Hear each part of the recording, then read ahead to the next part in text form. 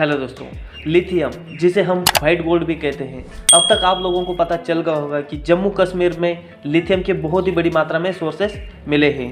तो आज के वीडियो में हम देखेंगे लिथियम के यूजेस के बारे में, इंडिया कितने बड़ी मात्रा में इंपोर्ट करता है।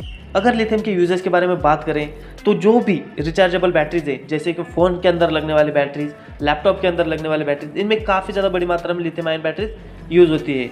जो भी इलेक्ट्रिकल व्हीकल्स है जैसे कार, स्कूटी, इनके अंदर भी जो बैटरी लगती है वो लिथियम आयन की बैटरी होती है। डिजिटल कैमराज के अंदर, और जो नॉन रिचार्जेबल बैटरीज है जैसे कि हार्ट पेसमेकर, अगर किसी को हार्ट का प्रॉब्लम है और पेसमेकर लगाया हुआ है तो जो पेसमेकर लगाया है उसके अंदर लगने वाली बैटरी भी लिथियम आयन की बैटरी होती है। कुछ टॉयज़ के अंदर, क्लॉक्स के अंदर भी लिथियम आयन की बैटरीज है। मतलब ये काफ़ी ज़्यादा इंपॉर्टेंट है। और जो व्हीकल्स में लिथियम आयन की बैटरीज लगती है उसके वजह से कार्बन भी बहुत ही ज़्यादा कम मात्रा में प्रोड्यूस होता है, जिसकी वजह से पोल्यूशन भी बहुत ही ज़्यादा कम होता है। अगर इंडिया के बारे में बात करें तो इंडिया ने अपना गोल सेट करके रखा है कि 2030 तक जितने भी व्हीकल्स है उनमें से 30% व्हीकल्स इलेक्ट्रिकल व्हीकल होना चाहिए। आज के समय में देखा जाए तो इंडिया जितने भी लिथियम आयन बैटरीज का यूज़ करता है वो सब इंपोर्ट करता है। कभी चाइना से इंपोर्ट करता है, जापान से, वियतनाम से, और इंपोर्ट करने के मामले में इंडिया सेकंड लार्जेस्ट नंबर पे है यूएसए के बाद में।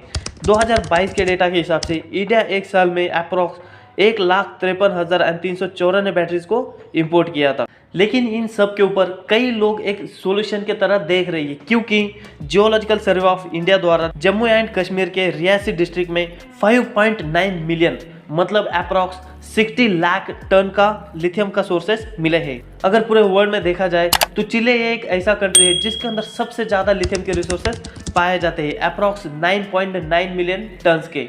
उसके बाद सेकंड नंबर पे आता है ऑस्ट्रेलिया, जिसके पास 5.9 मिलियन के लिथियम रिसोर्सेस पाए जाते हैं। अगर आपने लिथियम ट्रायंगल के बारे में सुना होगा तो आपको पता होगा कि इन तीनों कंट्रीज जैसे अर्जेंटीना, जिसने भी हाल में फीफा वर्ल्ड कप जीता है, चिले हो गए, बोलिविया हो गया, ये तीनों कंट्रीज में बहुत ही ज़्यादा बड़ी मात्रा में लिथियम के सोर्सेस पाए जाते हैं। अभी आप लोग कहोगे कि इंडिया में तो इतना बड़े रिसोर्सेस मिला है लिथियम का, तो अभी लिथियम आयन बैटरीज हम इंडिया में ही बना सकते हैं, तो फिर हमें इंपोर्ट करने की जरूरत नहीं होगी क्या?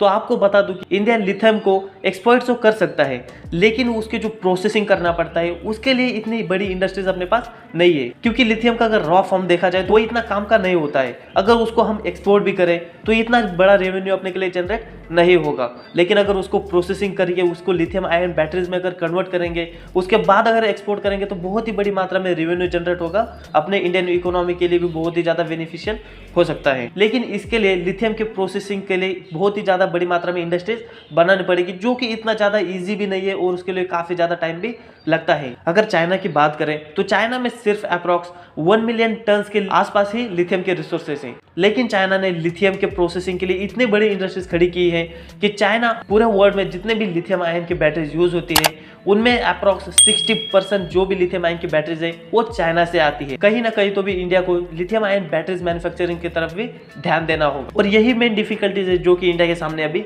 आ रही है। अगर ये प्रॉब्लम्स सॉल्व हो जाती है, इंडिया इसके ऊपर काफ़ी ज़्यादा बड़ी मात्रा में ध्यान देता है, तो फिर इंडिया की इकोनॉमी के लिए बहुत ही ज़्यादा बूस्ट मिलेगा। और आपको बता दूं कि इससे पहले भी जम्मू कश्मीर में ये लिथियम के रिसोर्सेस पाए गए थे। 1999 में जियोलॉजिकल सर्वे ऑफ इंडिया द्वारा तब भी कहा गया था कि यहाँ पे लिथियम के रिसोर्सेस है, लेकिन तब इतना इसके ऊपर ध्यान नहीं दिया गया था।